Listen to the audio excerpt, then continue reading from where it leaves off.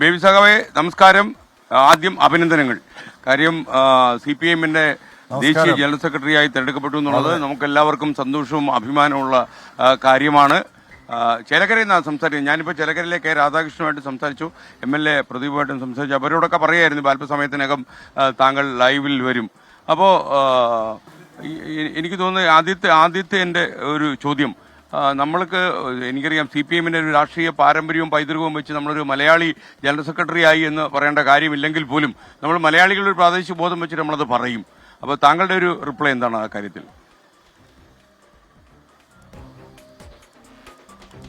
അല്ല, മലയാളി എന്നതിൽ നമ്മൾ അഭിമാനിക്കണമെന്നാണ് വള്ളത്തോള് എഴുതിയിട്ടുള്ളത്. ഭാരതമെന്ന് പേർ കേട്ടാൽ അഭിമാനപൂരിതമാകണം അന്തരംഗം, കേരളമെന്ന് കേട്ടാലോ തിളയ്ക്കണം ചോര നമുക്ക് ഞരമ്പുകൾ എന്നുള്ള വരികൾ നമുക്ക് ഓർമ്മയുണ്ട്. അപ്പം നമുക്ക് നമ്മുടെ ഭാഷയോട് ബന്ധപ്പെട്ട ഉപദേശീയ ബോധമുണ്ട്, അതിൽ അഭിമാനമുണ്ട്.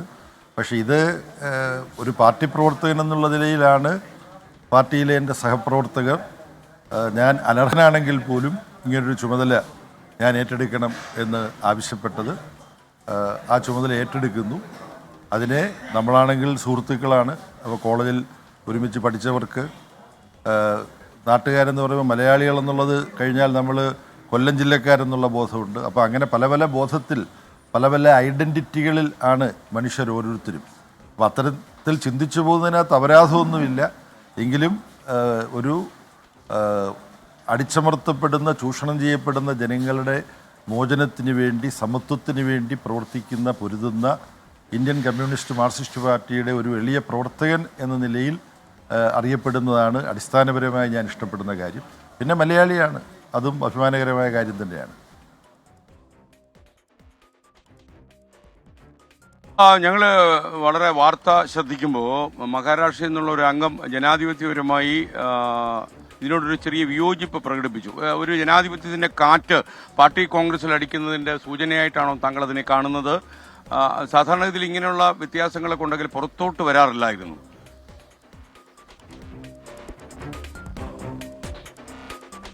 ഞാൻ ഇപ്പോൾ ഇവിടെ മധുര പാർട്ടി കോൺഗ്രസിൽ പങ്കെടുക്കുമ്പോൾ ഞാൻ കണക്കെടുത്ത് നോക്കുകയായിരുന്നു എത്ര പാർട്ടി കോൺഗ്രസിൽ പങ്കെടുത്തിട്ടുണ്ടെന്ന്. ജലന്ധർ പാർട്ടി കോൺഗ്രസിൽ 10ാം പാർട്ടി കോൺഗ്രസിലാണ് ഞാൻ ആദ്യം പങ്കെടുക്കുന്നത്. അപ്പോൾ ഇതെൻ്റെ 15ാമത്തെ പാർട്ടി കോൺഗ്രസ്സാണ്. പാർട്ടി കോൺഗ്രസ്സുകളിലൊന്നും കേന്ദ്ര കമ്മിറ്റിയിലേക്ക് ഇതുവരെ തിരഞ്ഞെടുപ്പ് നടന്നിട്ടില്ല. ഇപ്പോൾ ആദ്യമായിട്ടാണ് ഒരാൾ കേന്ദ്ര കമ്മിറ്റിയിലേക്ക് മത്സരിക്കുന്നത്. പാർട്ടി ഭരണഘടനയനുസരിച്ച് ഏത് ഉത്തരവാദിത്വത്തിലേക്കും മത്സരിക്കാൻ പാർട്ടി അംഗങ്ങൾക്ക് അവകാശമുണ്ട്.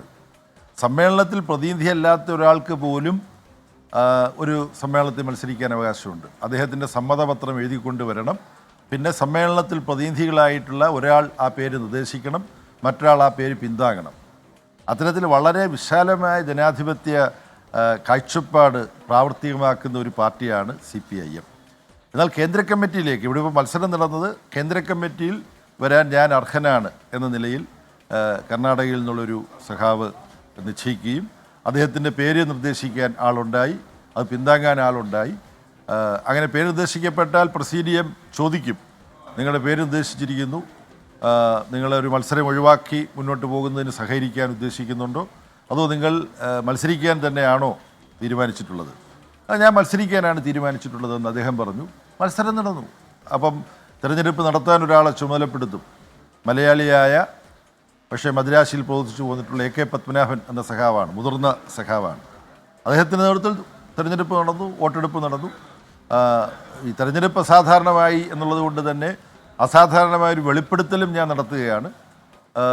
അദ്ദേഹത്തിന് 31 വോട്ടാണ് എൻ്റെ ഓർമ്മ ശരിയാണെങ്കിൽ കിട്ടിയത്. 730-ലധികം പ്രതിനിധികൾ പങ്കെടുത്ത സമ്മേളനത്തിൽ ഇത്രയും പേര് അദ്ദേഹം കേന്ദ്ര കമ്മിറ്റി വരാൻ അർഹനാണ് എന്ന് തീരുമാനിച്ചു. പക്ഷേ സമ്മേളനത്തിൽ പങ്കെടുത്ത മഹാഭൂരിപക്ഷം പ്രതിനിധികൾ അദ്ദേഹം കേന്ദ്ര കമ്മിറ്റിയിൽ ഉൾപ്പെടുത്തപ്പെടേണ്ടതില്ല എന്ന് തീരുമാനിച്ചു. ഇപ്പോൾ കേന്ദ്ര കമ്മിറ്റിയിലേക്ക് ഉൾപ്പെടുത്താൻ അർഹതയുള്ള കുറേയധികം സഖാക്കൾ ഉണ്ടാവും. പക്ഷേ സംഘടനാപരമായ പല മാനദണ്ഡങ്ങളും വെച്ച് അതിൽ ചിലരെ മാത്രമേ കേന്ദ്ര കമ്മിറ്റിയിലേക്ക് ഉൾപ്പെടുത്താൻ കഴിയുള്ളൂ. അപ്പം അങ്ങനൊരു തിരഞ്ഞെടുപ്പ് നടന്നതിനകത്ത് ഒരു അപരാധവുമില്ല. പാർട്ടി ഭരണഘടന അനുവദിക്കുന്ന ജനാധിപത്യ പ്രക്രിയയുടെ ഭാഗം തന്നെയാണത്. പക്ഷേ കേന്ദ്ര കമ്മിറ്റി ചേർന്നിട്ട് ജനറൽ സെക്രട്ടറിയെ തിരഞ്ഞെടുത്തപ്പോൾ ഒരു മത്സരവും ഉണ്ടായില്ല. പുതിയ ജനറൽ സെക്രട്ടറി നിർദ്ദേശിച്ച പോളിറ്റ് ബ്യൂറോ അംഗങ്ങളുടെ സംബന്ധിച്ച ആ പട്ടിക അതും ഐകണ്ഠ്യേന കേന്ദ്ര കമ്മിറ്റി അംഗീകരിക്കുകയാണ് ചെയ്തത്. അത് പാർട്ടി കോൺഗ്രസും ഹർഷാരവത്തോടു കൂടി സ്വീകരിക്കുകയാണ് ചെയ്തത്. അപ്പോൾ ജനാധിപത്യപരമായി പാർട്ടി കോൺഗ്രസ് അതിൻ്റെ ചുമതലകളെല്ലാം പൂർത്തീകരിച്ചു. പാർട്ടി കോൺഗ്രസ് നടന്ന മറ്റൊരു ജനാധിപത്യ പ്രക്രിയ, കേന്ദ്ര കമ്മിറ്റി തയ്യാറാക്കിയ രേഖകളിന്മേൽ ഭേദഗതികൾ നിർദ്ദേശിക്കാൻ പ്രതിനിധികൾക്ക് അവകാശമുണ്ടായിരുന്നു.